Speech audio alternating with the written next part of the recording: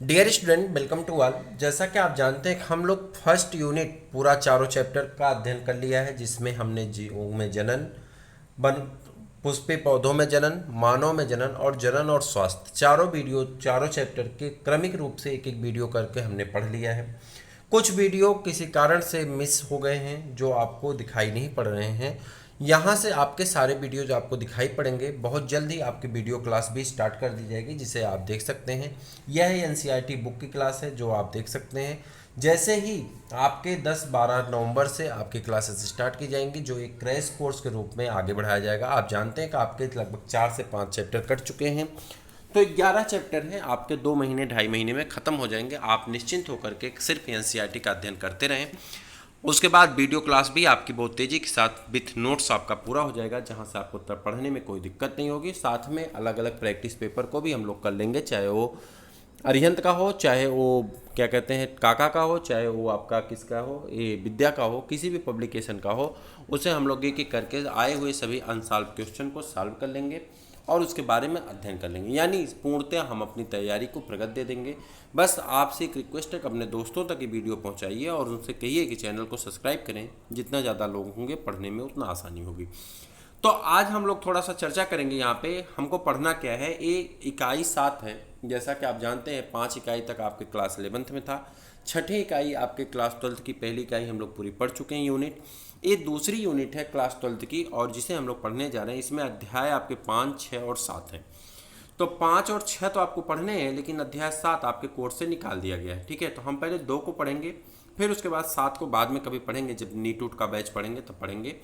तो अभी देखिए यहाँ पे मेंडल तथा उनके अनुयायी जिन्हें उनके कार्यों को सराहा और उनका अनुसरण किया, वंशानुगत प्रतिरूप के विषय में हमारे सन्मुख अपने विचार प्रस्तुत किए। यद्यपि इन कारकों जो लक्षण प्ररूप का निर्धारण करते हैं कि प्रकृति कुछ स्पष्ट नहीं थी, यह कारक वंशानुगत के आनुवंशिक आधार का प्रतिनिधित्व करते हैं और आनुवंशिक पदार्थ की संरचनाओं के बारे में बताते हैं।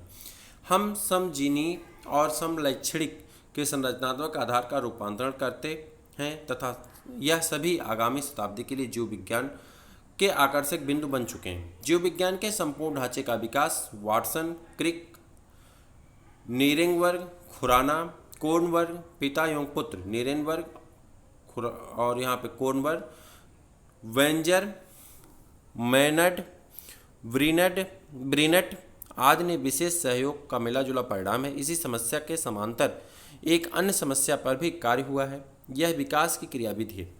आणविक आनुवंशिकी संरचनात्मक जीव विज्ञान के बायो इन्फॉर्मेटिक्स आदि क्षेत्रों में जागरूकता के विकास के आणविक आधार के बारे में हमारे ज्ञान को बढ़ाया है। इस इकाई में डीएनए की संरचना तथा अन्य तथा कार्य तथा विकास की कहानी तथा वाद के विस्तार से समझा और उसकी व्याख्या की गई है।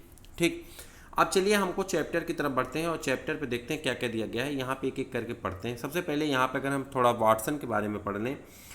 जेम्स डेवी वाटसन का जन्म 6 अप्रैल 1928 को शिकागो में हुआ था। वर्ष 1947 में उन्होंने प्राणी विज्ञान विषय में बीएससी की उपाधि धारण की। इन वर्षों के दौरान उनमें बालकपन की रुचि पक्षियों को देखते रहना थी।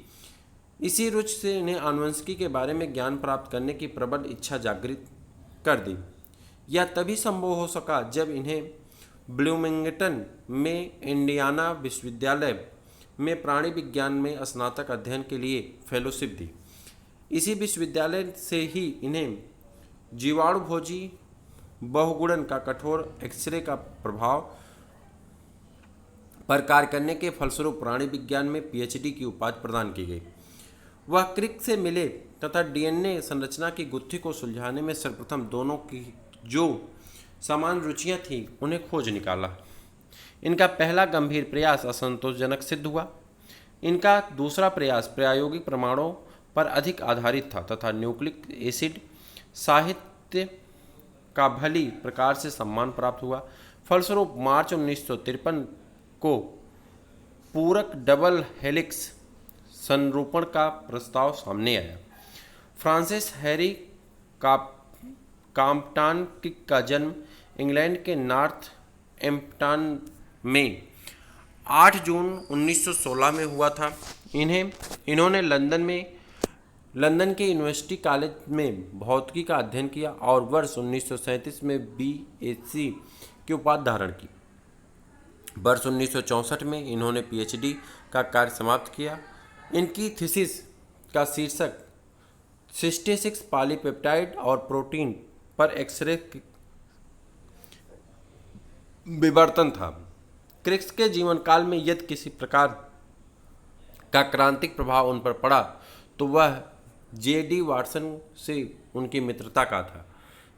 जब जवान वाटसन, उनकी आयु 23 वर्ष की थी, ने वर्ष 1953 में DNA तथा प्रतिकृत योजना के लिए डबल हेलिकल संरचना का प्रस्ताव प्रस्तुत कर दिया।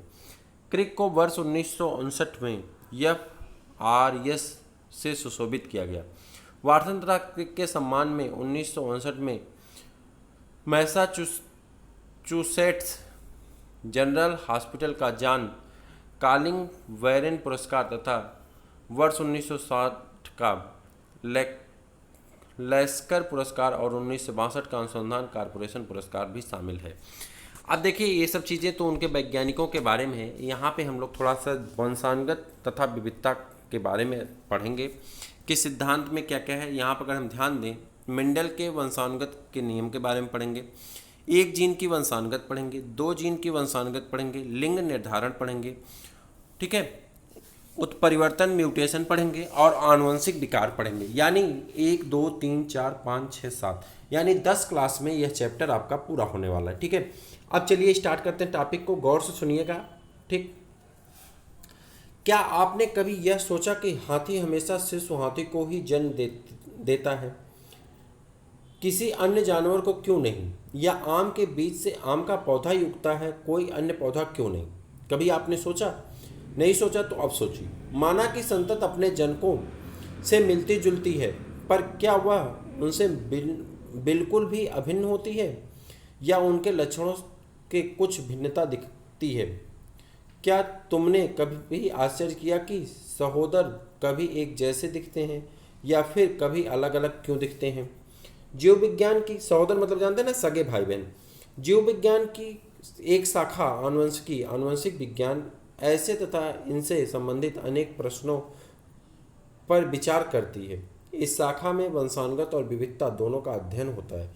अर्थात यह विचार किया जाता है कि जनक और संतत के लक्षणों में समानता और असमानता क्यों होती है।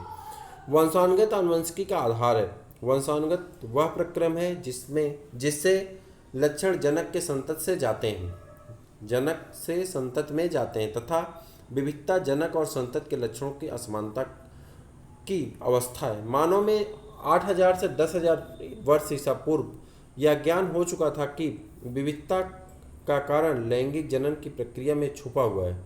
उसने पादपों और जंतुओं के प्रकृति में उपस्थित जीव विविधता का लाभ उठाया और लाभदायक लक्षणों वाले जीवों को चुनकर उनका प्रजनन करवाया और उनसे ऐच्छिक लक्षणों के जीव प्राप्त किए। उदाहरण, पुरानी जंगली गायों में कृत्रिम चयन और उनको पालतू बनाकर हमने आज उच्च भारतीय किस्म प्राप्त कर ली। जैसे पंजाब की साहिवाल गायें। हमें मानना पड़ता है कि भले ही हमारे पूर्वज के लक्षणों की वंशानुगत और विविधता का ज्ञान था, किंतु उनको इन घटनाओं के वैज्ञानिक आधार के विषय में बहुत कम जानकारी थी। देखिए, आगे हमारी जो अगला वीडियो आएगा उसमें हम लोग पढ़ेंगे मेंडल के वंशानुगत का नियम। देखिए, यहाँ पे वंशानुगत का मतलब होता है पेरेंट्स से बच्चों में कैरेक्टर का जाना। जब माता पिता से कोई लक्षण बच्चों में जाता है तो इस बारे में हमारे जो पूर्वज थे, एक्चुअली उन्हें वैज्ञानिक रूप से तो नहीं पता था, लेकिन वो इतना जानते थे कि कैसे होता है। अगर बीज अच्छा है तो फल भी अच्छा होगा। ठीक इसी तरह से वो चयन करते थे। तो उन्होंने क्या काम किया कि अच्छे दुधारू नस्ल की गायों का क्रॉस अच्छे सांडों से कराया, जिससे अच्छे बैल पैदा हुए जो खेती करने के काम आते थे। और अच्छी दुधारू नस्ल की गाय से जब बछड़ा की जगह पे बछिया पैदा होती थी, जो फीमेल कोल्फ होते थे, फीमेल कोल्फ का काम होता था, जिसे आप बछिया कहते हैं। तो जब बड़ी होकर के गाय बनती थी तो अच्छा दूध देती थी। उसी प्रकार से उन्होंने बीजों का चयन किया। जिस पौधे का फल अच्छा होता था उनके बीजों को उगाना शुरू किया और उससे अच्छे अच्छे प्रकार के पौधे बनना शुरू हो गए। तो कहीं ना कहीं ये एक कॉन्सेप्ट में था कि बीज अच्छा होगा तो संतान भी अच्छी होगी, लेकिन इसका वैज्ञानिक तथ्य इनको नहीं पता था हमारे पूर्वजों को, और वो परंपरा चलती चली गई। बाद में इस परंपरा को आगे बढ़ाने का काम किसने किया? मेंडल ने किया। और मेंडल जब आगे आते हैं तो मेंडल के बारे में हम लोग अगली वीडियो में पूरी तरह से पढ़ने और समझने वाले हैं ग्रेगर जॉन मेंडल के बारे में। तो मुझे उम्मीद है कि ग्रेगर जॉन मेंडल के बारे में आपने क्लास 10th में थोड़ा बहुत पढ़ा है। अगर पढ़ा है तो उसे रिमेंबर करिए। कल इसके आगे की वीडियो में हम लोग मिलते हैं और उसके आगे पे चर्चा करते हैं। मुझे उम्मीद है कि आप जहाँ होंगे स्वस्थ होंगे, मस्त होंगे। इसी उम्मीद और विश्वास के साथ हम लोग विदा लेते हैं। फिर मिलते हैं किसी और वीडियो में, तब तक के लिए इजाज़त दीजिए। जय हिंद।